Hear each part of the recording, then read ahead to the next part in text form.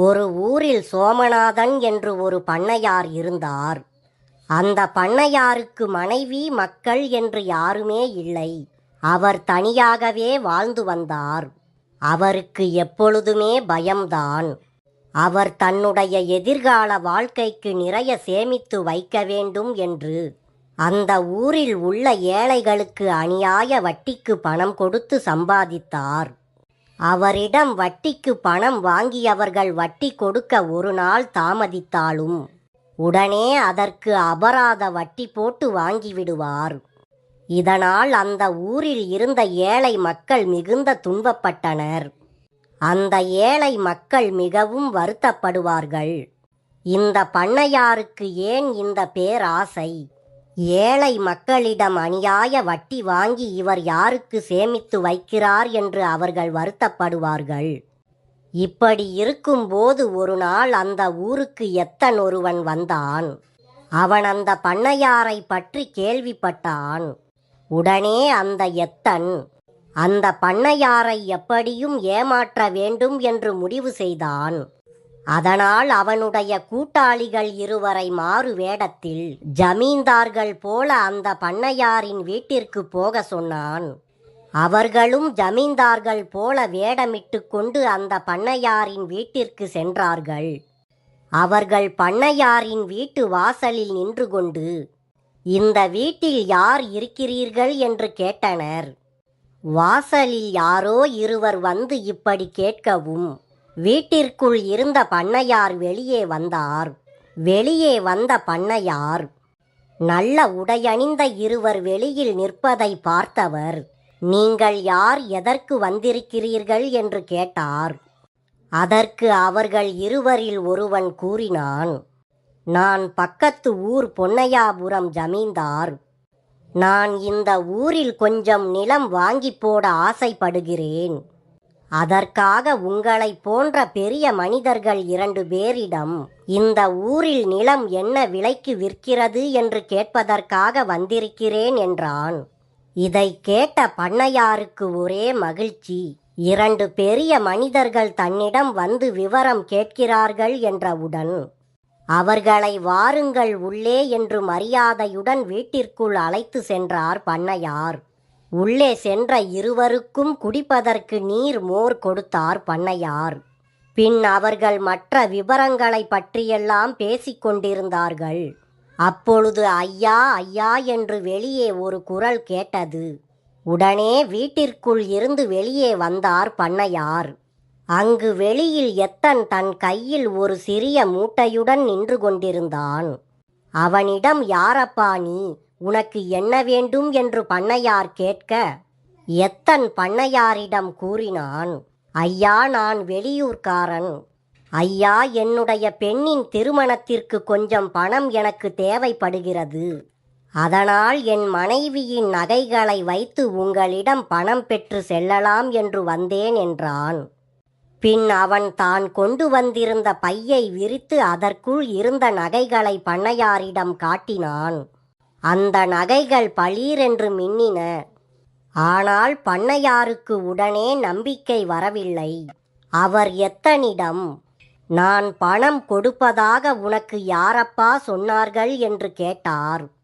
அதற்கு எத்தன், ஐயா, நான் இந்த ஊரில் எல்லோரிடமும் கேட்டு பார்த்தேன். அவர்கள் எல்லோருமே உங்களைத்தான் பார்க்க சொன்னார்கள் என்று அவன் கூறிக்கொண்டிருக்கும் போதே வீட்டிற்குள் இருந்த அவனுடைய கூட்டாளிகள் இருவரும் வெளியே வந்தனர்.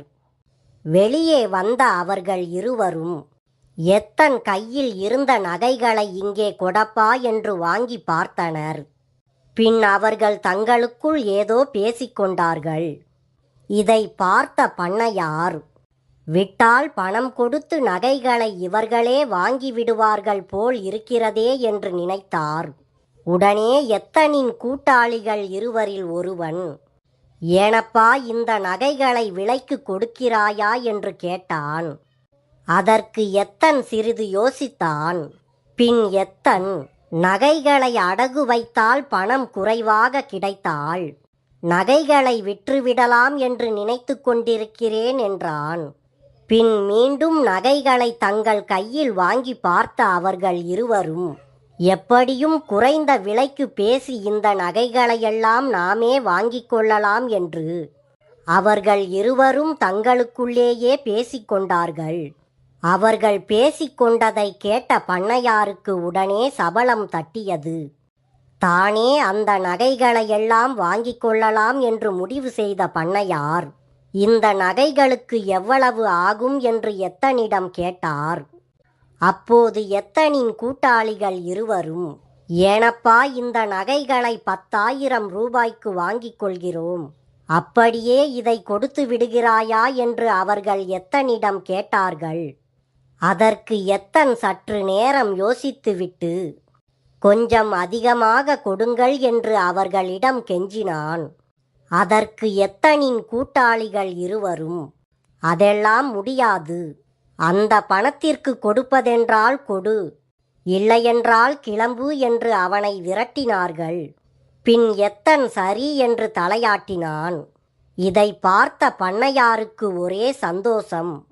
உடனே வீட்டின் உள்ளே ஓடி சென்ற பண்ணையார் தான் சேர்த்து வைத்திருந்த பணத்தில் 10,000 எடுத்து வந்து கொடுத்தவர் அந்த நகைகளையெல்லாம் வாங்கி பார்த்து ஆனந்தப்பட்டார். நகைகளை விற்றுவிட்ட எத்தன் மெல்ல நடையை கட்டினான். அதன் பின் பண்ணையாரிடம் பேசிக்கொண்டிருந்த எத்தனின் கூட்டாளிகள் இருவரும், தாங்கள் மீண்டும் வந்து உங்களை பார்க்கிறோம் என்று சொல்லிவிட்டு அங்கிருந்து கிளம்பினார்கள். பண்ணையாரும் அவர்களை அனுப்பிவிட்டு மீண்டும் அந்த நகைகளை எடுத்து பார்த்தார். அந்த நகைகளை மீண்டும் மீண்டும் உற்று பார்த்த பண்ணையாருக்கு அப்பொழுதுதான் சற்று சந்தேகம் வந்தது. உடனே அந்த நகைகளை கொஞ்சம் தேய்த்து பார்த்தார். அந்த நகைகளின் உள்ளே இருந்த ஈயம் பல்லை காண்பித்தது. தான் ஏமாந்து விட்டேன் என்று தெரிந்தவுடன் குய்யோ முய்யோ என்று கூக்குரலிட்டார் பண்ணையார். பண்ணையாரின் சத்தம் கேட்டு ஓடி வந்த அந்த ஊர் மக்கள் பண்ணையார் ஏமாந்ததற்காக வெளியில் வருத்தப்பட்டதாக காண்பித்து கொண்டாலும் உள்ளுக்குள் சந்தோஷப்பட்டு கொண்டனர். பிறரை துன்புறுத்தி சம்பாதித்து சேர்த்து வைக்கும் பணம் அவர்களை வேதனைப்படுத்திவிட்டோ அல்லது ஏமாற்றிவிட்டோ அடுத்தவரிடம் சென்றுவிடும். அங்கும் அந்த பணம் நிலையாக நிற்காமல் அடுத்தவர் மாற்றி அடுத்தவர்களிடம் பறந்து கொண்டே இருக்கும். நேர்மையாக உழைத்து சம்பாதிக்கும் பணம் என்றென்றும் உண்மையுடன் நம்மிடம் இருக்கும்.